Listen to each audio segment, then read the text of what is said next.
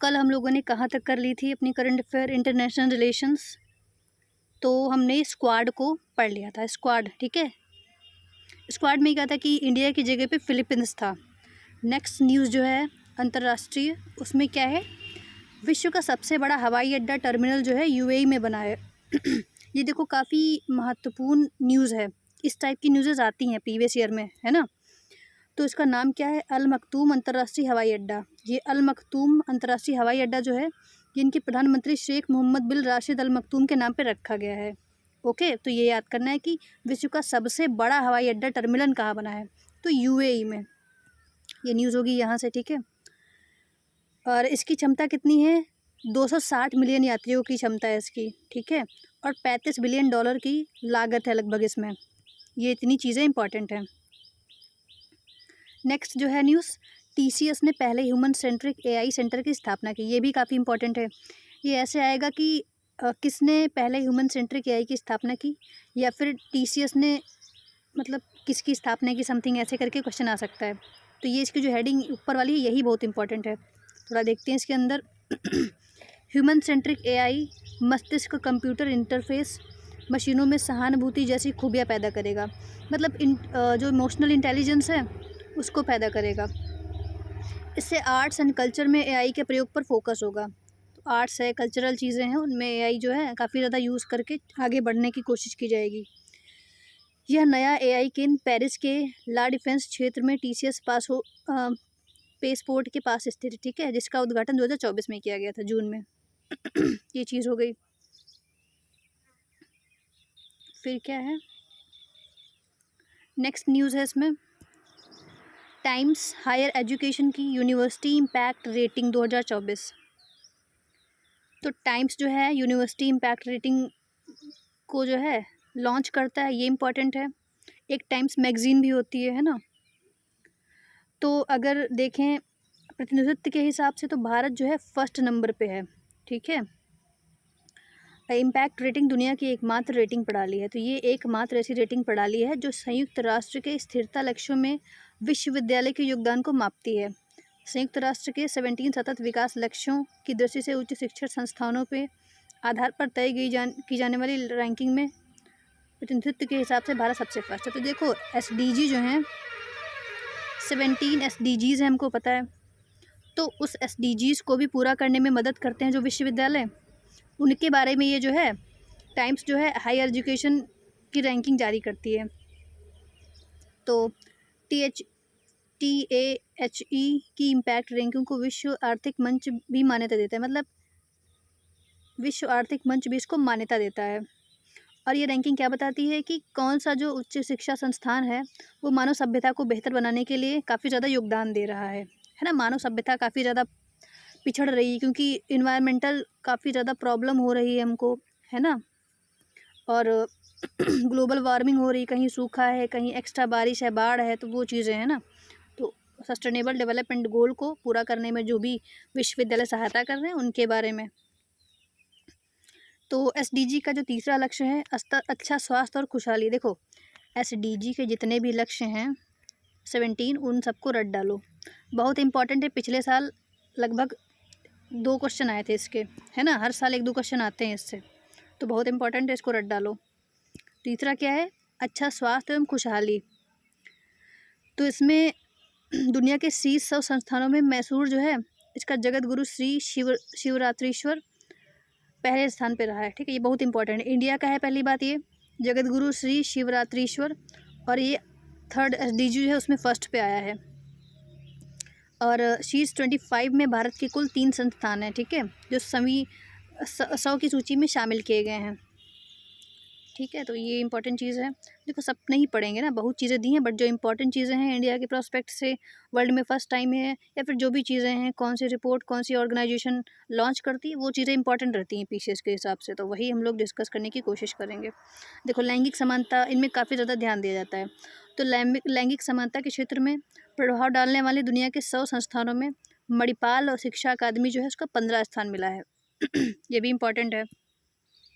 10वें लक्ष्य, असमानताओं में कमी पर काम करने वाले दुनिया के 100 शीर्ष संस्थानों में भुवनेश्वर में स्थित, भुवनेश्वर कहाँ पे है, आई थिंक उड़ीसा में, ठीक है, कलिंगा औद्योगिक प्रौद्योगिकी संस्थान जो है उसको 6वां स्थान मिला है।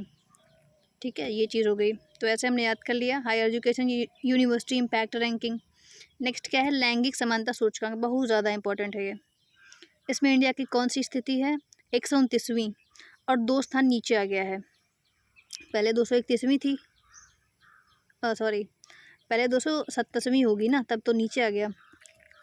तो ये क्वेश्चन आता है प्रीवियस में ऐसे भी कि देखो 2023 में इंडिया का लैंगिक समानता सूचकांक कैसा था, अब कैसा है ना। ठीक है, और आइसलैंड जो है इसमें फर्स्ट स्थान रखे हुए। देखो आइसलैंड एक कंट्री है, तो उसमें बहुत कम पॉपुलेशन है, तो जब पॉपुलेशन ही कम है तो उसमें लैंगिक असमानता होगी ही क्या। ठीक है, ऐसे याद कर सकते हैं। और एशिया के भीतर भारत जो है बांग्लादेश, नेपाल, श्रीलंका और भूटान के बाद 5वें स्थान पे है। ठीक है, ये चीज़ हो गई।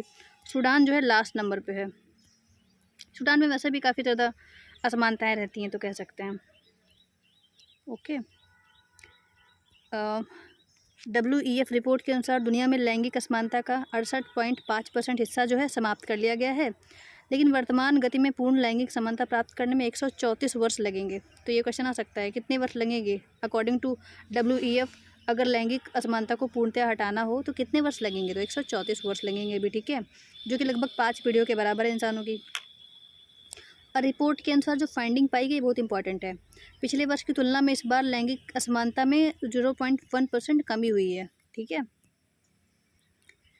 फिर क्या है, यहाँ पे वही चीज़ें दी हैं। फिर है आर्थिक भागीदारी एवं अवसर, शिक्षा प्राप्ति, स्वास्थ्य और जीवन रक्षा तथा राजनीतिक सशक्तिकरण।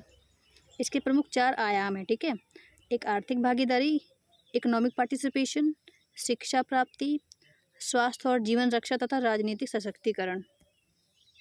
ठीक है, शीर्ष 10 सर्वाधिक लैंगिक समानता वाले देशों में अधिकांश यूरोप से हैं। तो यूरोप में वैसे भी लैंगिक समानता ठीक ठाक रहती है। ओके, नेक्स्ट है बायोफार्मास्यूटिकल अलायंस।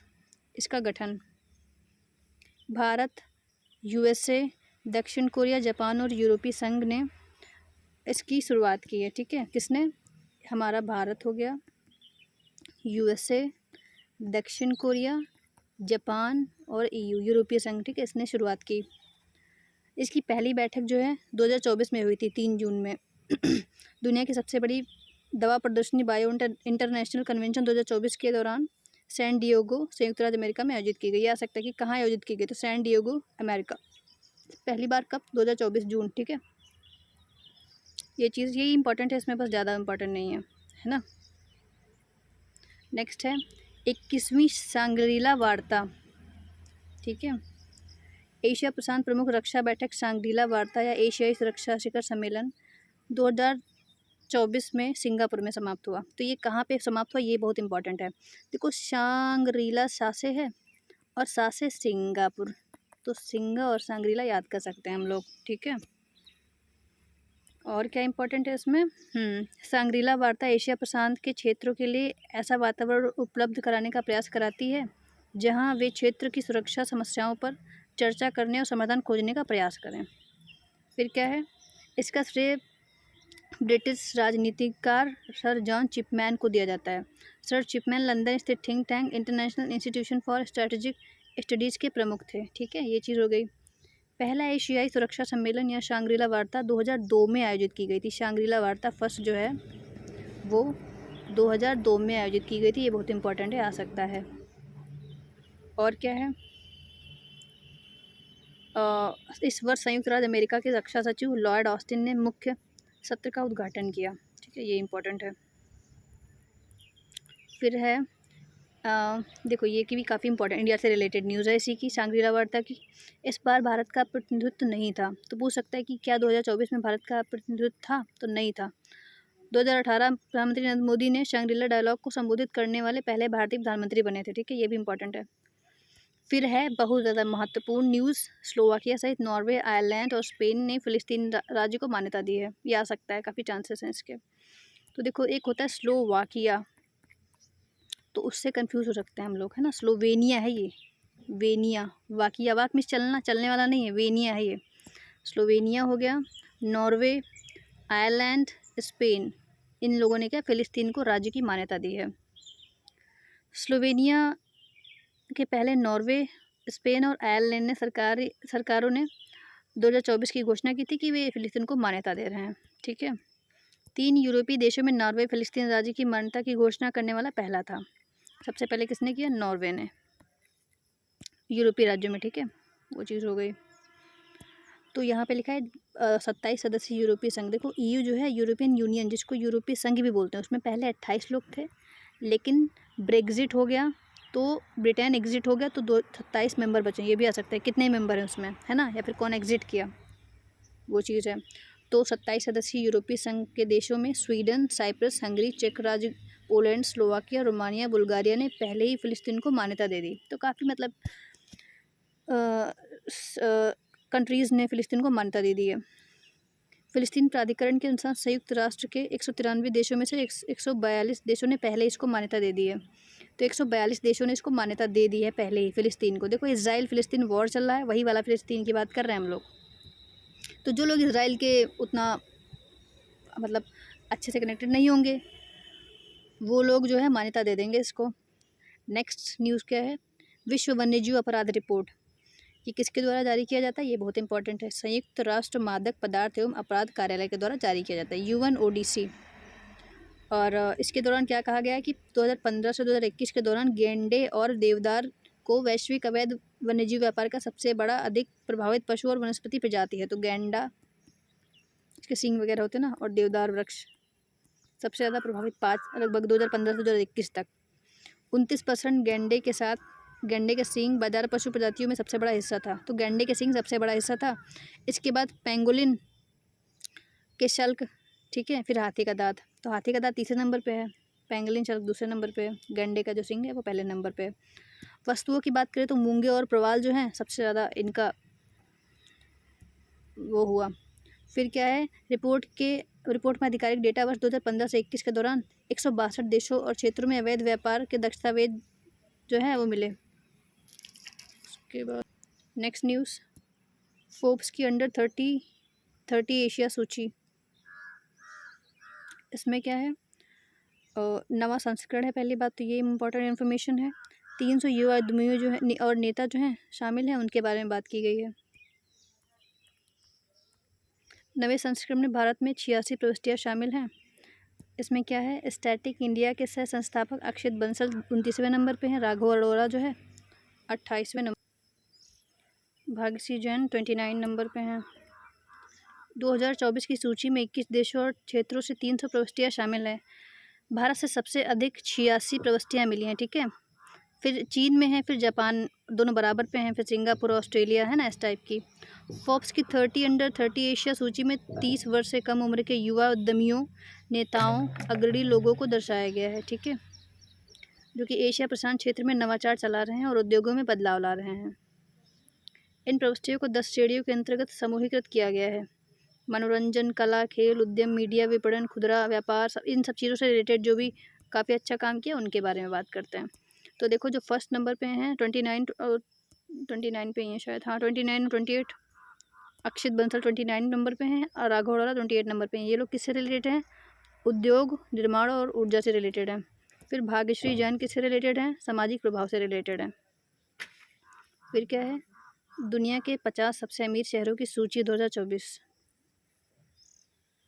इसमें किसने, वेल्दियस्ट सिटीज़ की रिपोर्ट 2024 है। इसको वैश्विक data intelligence firm new world wealth के सहयोग से,